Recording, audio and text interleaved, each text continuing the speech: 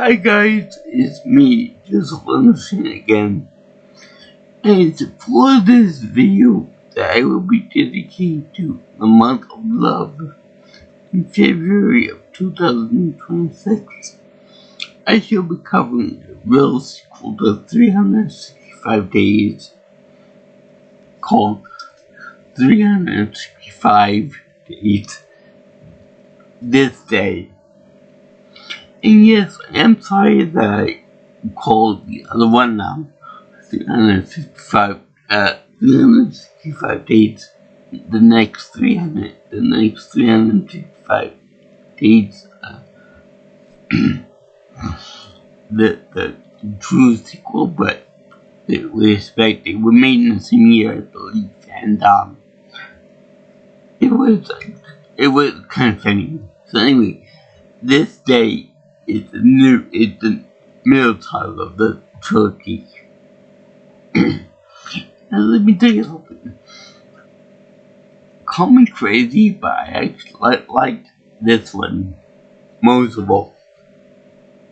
I don't like it because it involves real mafia stuff, real stakes in the movie, in the real world. There are some deaths in the end of the movie. And there are some things that I kind of like. Like, for example, I like whenever the Italian or the Polish people in there, they speak Italian. But I like when they use American idioms.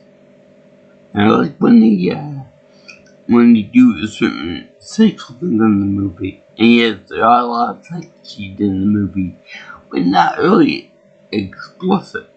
Like, there's really not penetration.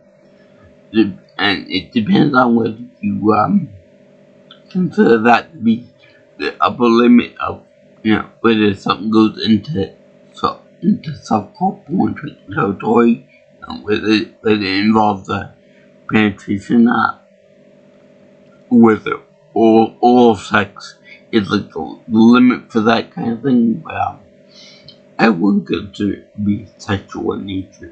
There's more titillation involved than there is actual sex in the movie. Kind of a disappointment, but whatever. You kind of get to expect this. That in type of movies, it's gonna be an expectation up here, and then the reality down here. So anyway, we continue off from when forget the name of the main girl,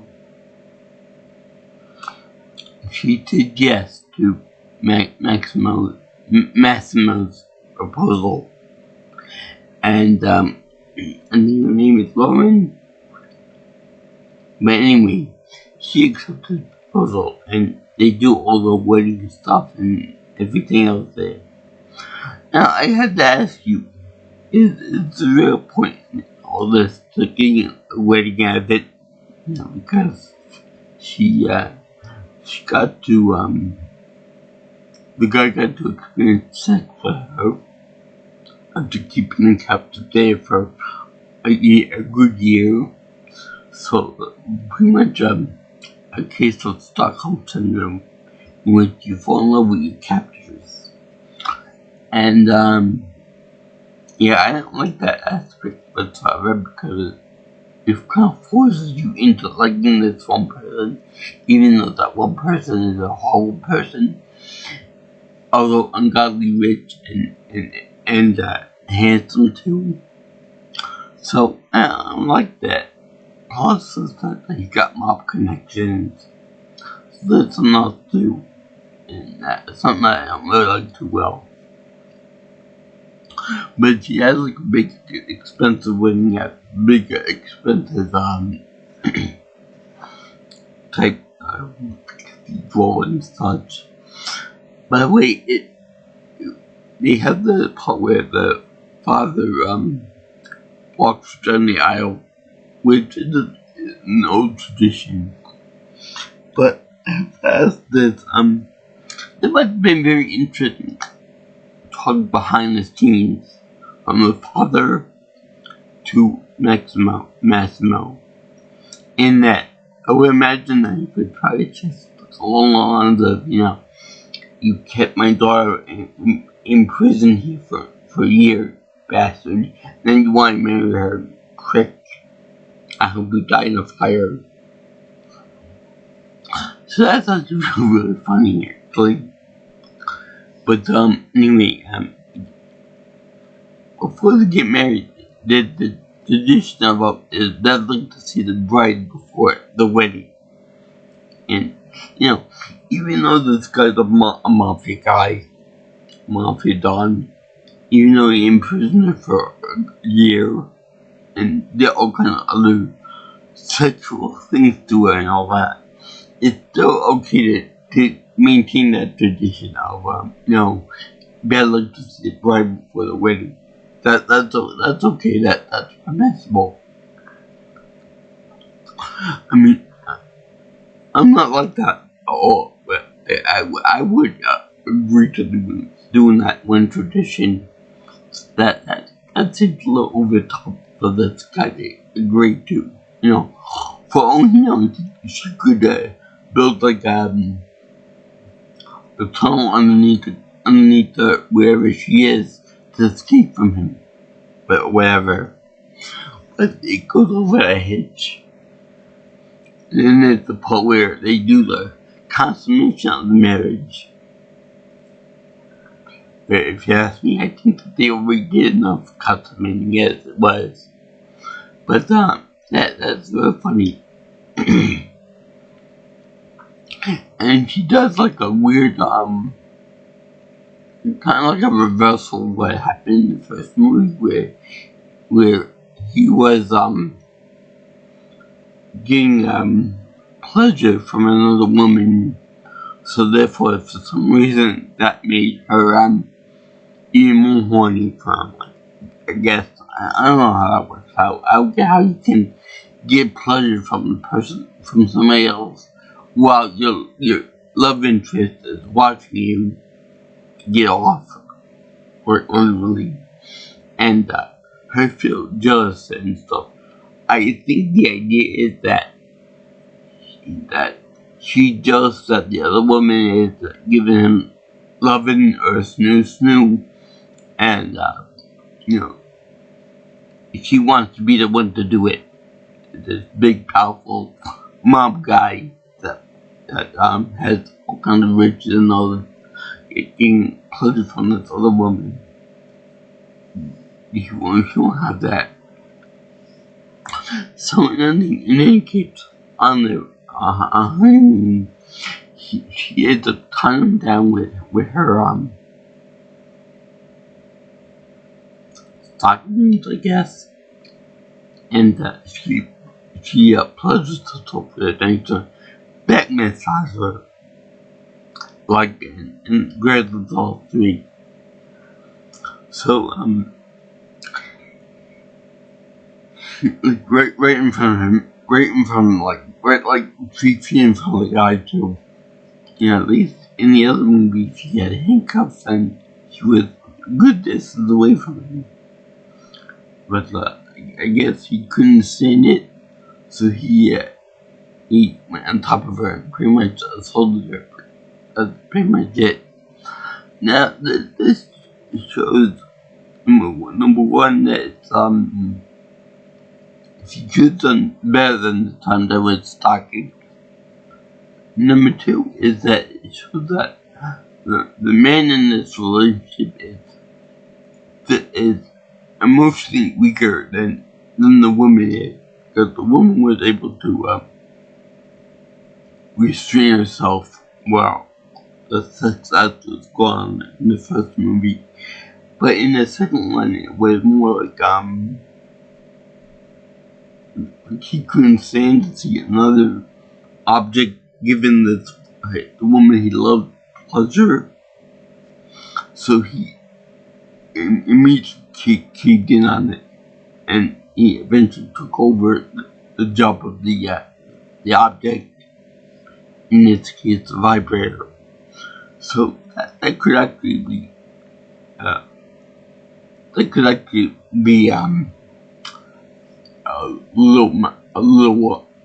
the whole thing could be a big statement about men and women's relationships and sex, because they always say that men think about sex like every 8 seconds or so, and that women can resist the urge to have it, and they tend to control men by that way, by doing letting them have it and stuff. That this is so theoretical, by the way, from my perspective. But yeah, it's kind of cringeworthy to see that he pretty much assaulted his wife over her temptation of him. And I don't condone that whatsoever. I don't allow it whatsoever. That's too much for me. So in any case, it turns out that later on in this story about the excessive wealth and stuff, they end up having a thing where he shows her off her the movie shows off his wealth by having him do like a Lamborghini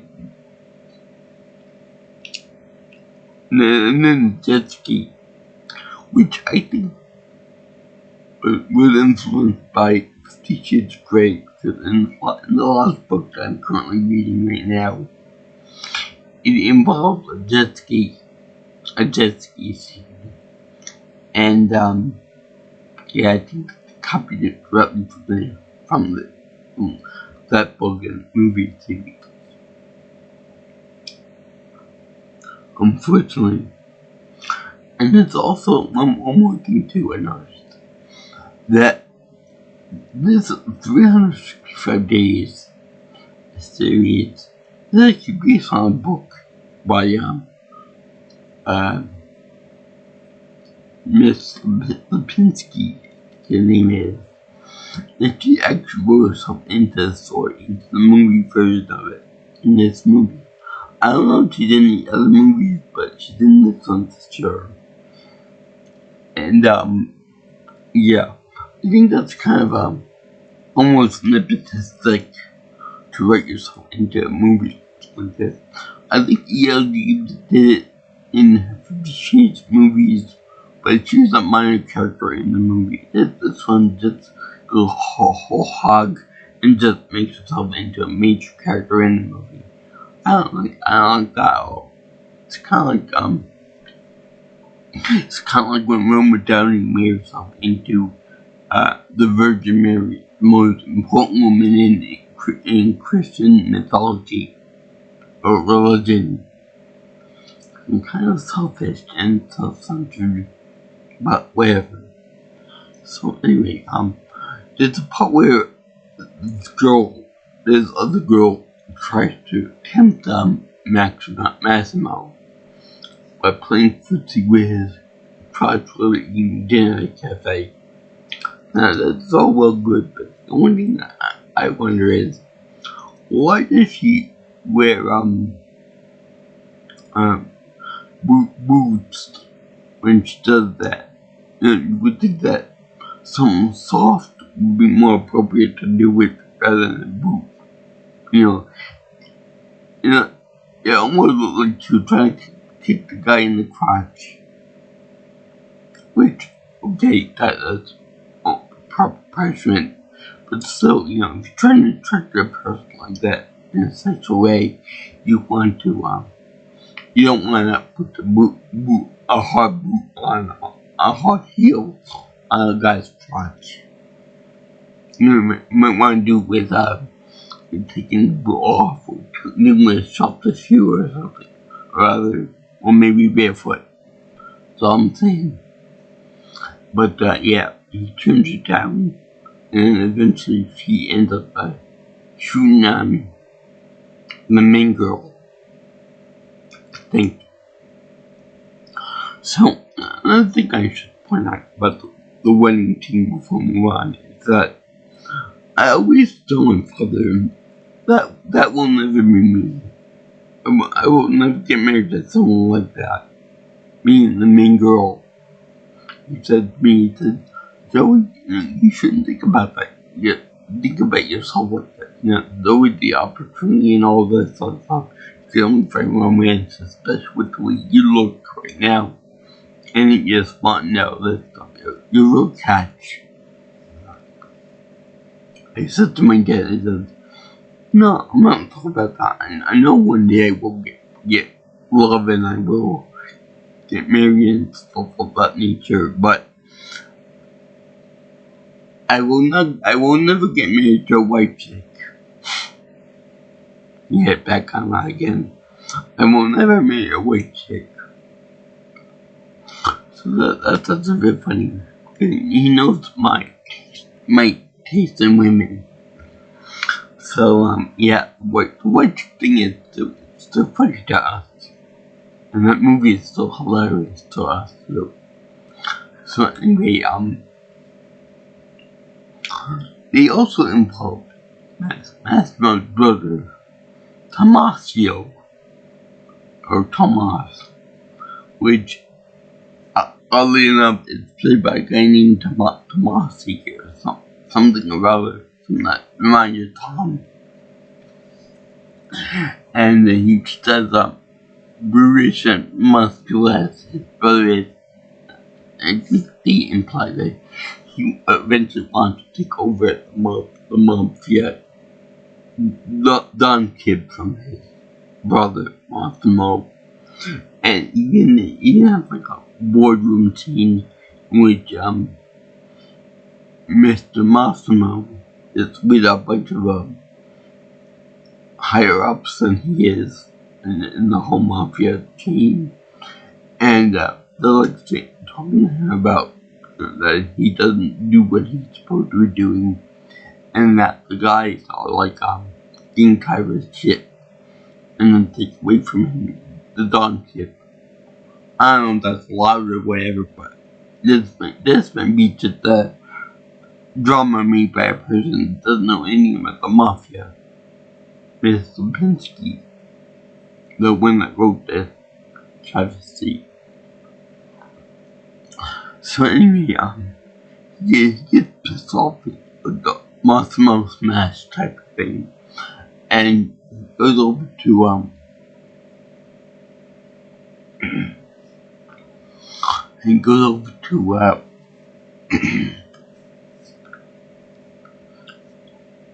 somebody has a plan to kill his wife, and the beautiful shot of when two brothers actually come on forces and then walk down this path, get the guy and the girl who kidnapped I think Lauren is her name, and then they end up working together, and it's so cool to see them. Wouldn't like if white going against two people. And kind of remind me of Goku and Vegeta fighting with each other.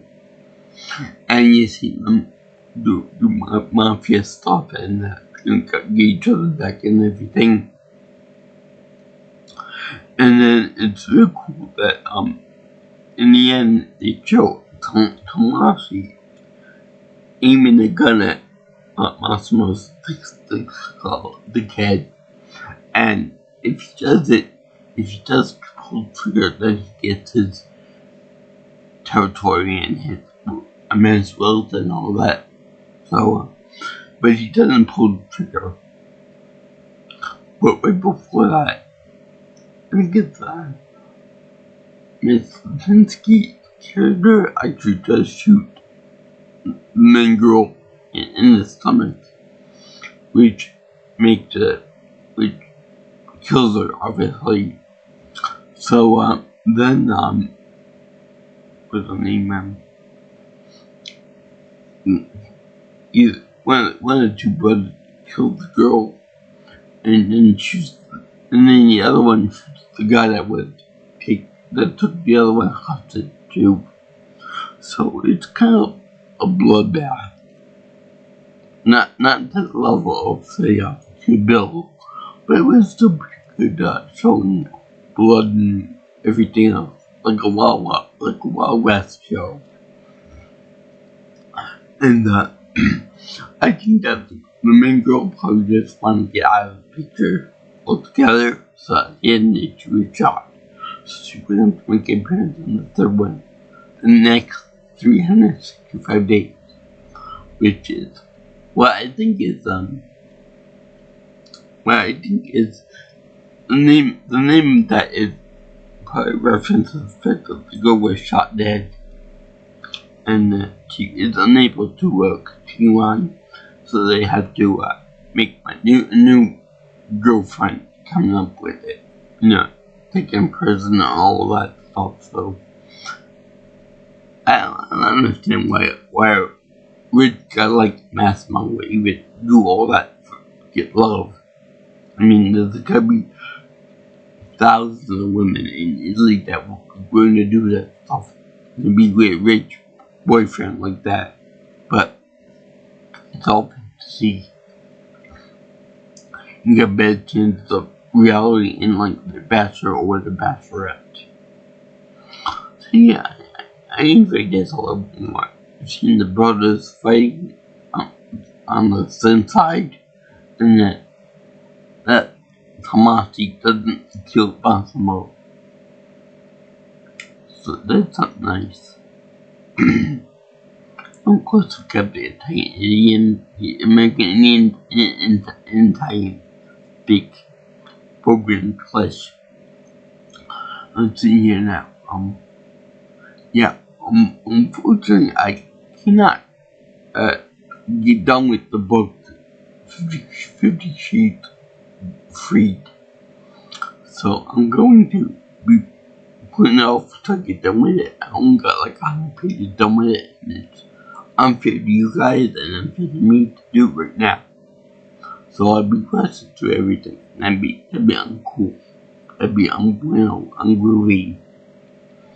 So I'm gonna put them off. And I don't even have the movie to back up with either. That being said, I'm almost tempted in buying the book for 365 days. Just for shits and giggles. Because I bought the other book.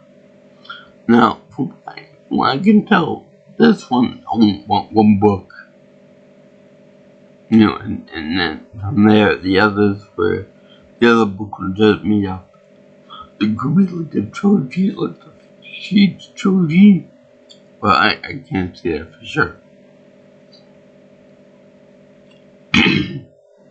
Let's see, I thank you for watching my video on the 365 days this day. It was the real middle title of the 365 day trilogy.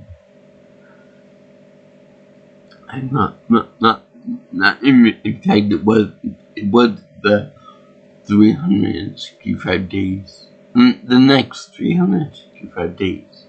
That was the third one in the franchise. And that's for my month of love video series in February of 2026. If you guys like what you see here, want to see more of my videos, and I give this video my happy piece of pro because it's the most likable out of the three for me. So the mafia shit. And yeah. If you like what you see here, and want to see more of my videos like, comment, share, and subscribe to my channel.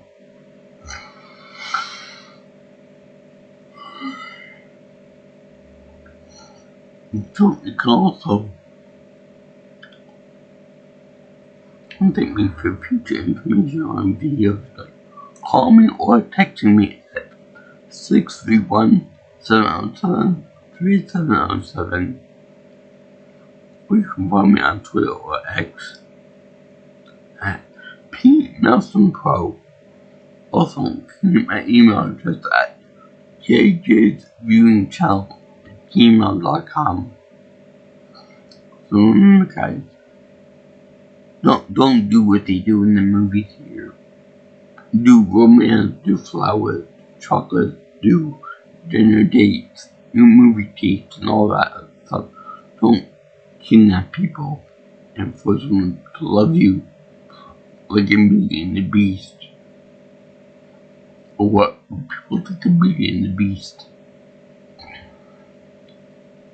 This movie franchise is crap. So that the books series are garbage too. So anyway, peace out, my brothers and sisters. I'll see you in the next video. Or you girl and guys in Interland. See ya. Arrivederci and sayonara.